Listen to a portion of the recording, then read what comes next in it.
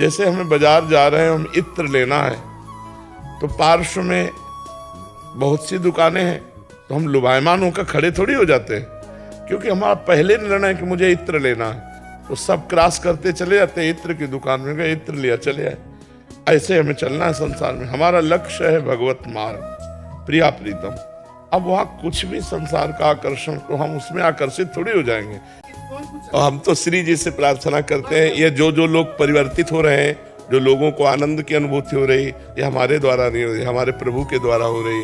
हम तो एक निमित्त मात्र हैं, करने वाले तो प्रभु हैं। कभी किसी माता बहन की तरफ गंदी दृष्टि न करें और किसी जीव को किसी भी तरह से कष्ट न पहुंचावें, तो बहुत जल्दी ईश्वर से प्रेम हो जाएगा। क्योंकि सबके हृदय में ईश्वर वास करता है, सब चराचर जगत के हृदय में ईश्वर विराज।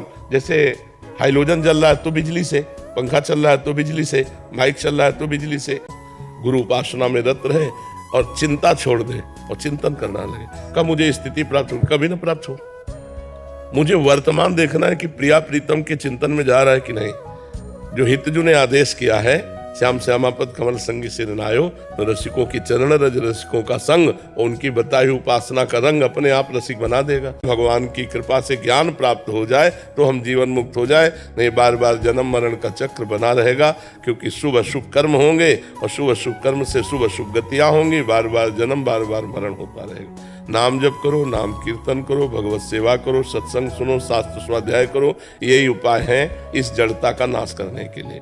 जब अभ्यास से रस्सी में जब सिल पर ऐसे आती जाती है तो उसमें चिन्ह बन जाता है, तो हमारे मन में भगवदाकार वृत्ति आ गई तो सब बात बन जाएगी। बार बार मन को भगवान में लगाएं, बार बार मन को भगवान के चिंतन में लगाने से मन का अभ्यास बन जाएगा भगवान की तरफ जाने का, बस बात बन गई। बार बार हमने विषयों में मन को लगाया तो उसका अभ्यास बन गया विषयों में जाने का। अब लौटना नहीं चाहता, एक बार लौटा लो उसको अभ्यास के द्वारा, भगवान में लग जाए तो फिर भगवान से हटना नहीं चाहेगा। ये भगवान की कृपा से ही भ्रम मिटता है। चाहे लाख साधना करो, 2500 वर्ष हो जाते हैं और वहीं का वहीं साधक खड़ा रहता है। एक आकर्षण माया का हुआ कि सब साधना मिट्टी में मिल जाती है, वहीं खड़ा हो जाता है। अगर बचता कोई है जो दैन्य भाव से भगवान की शरण में है, इसी से बचता है। देखिए, नाम चल रहा है और साइड में रील चल रही मन की, भूत का चिंतन, भविष्य का चिंतन, वर्तमान में भोगों की भोगने की इच्छा, इसको मिटाना होगा। ये जब रील मिट जाएगी और केवल नाम रह जाएगा, तो एक नाम त्रैलोक कहता है, इतनी सामर्थ्य नाम में है। पर वो सामर्थ्य तभी आएगी जब बार बार जप करेंगे।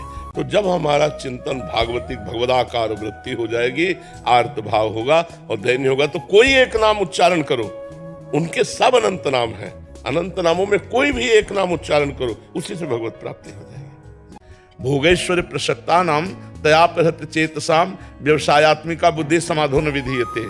जिसकी बुद्धि आकर्षित हो गई है भोग और ऐश्वर्य में, वो साधक कभी परमात्मा प्राप्ति का निश्चय ही नहीं कर सकता। समाधो न विधीयते, वो बुद्धि भगवान की प्राप्ति का निश्चय नहीं कर सकती। निश्चय वही करती है जो भोग और ऐश्वर्य का त्याग कर देती है।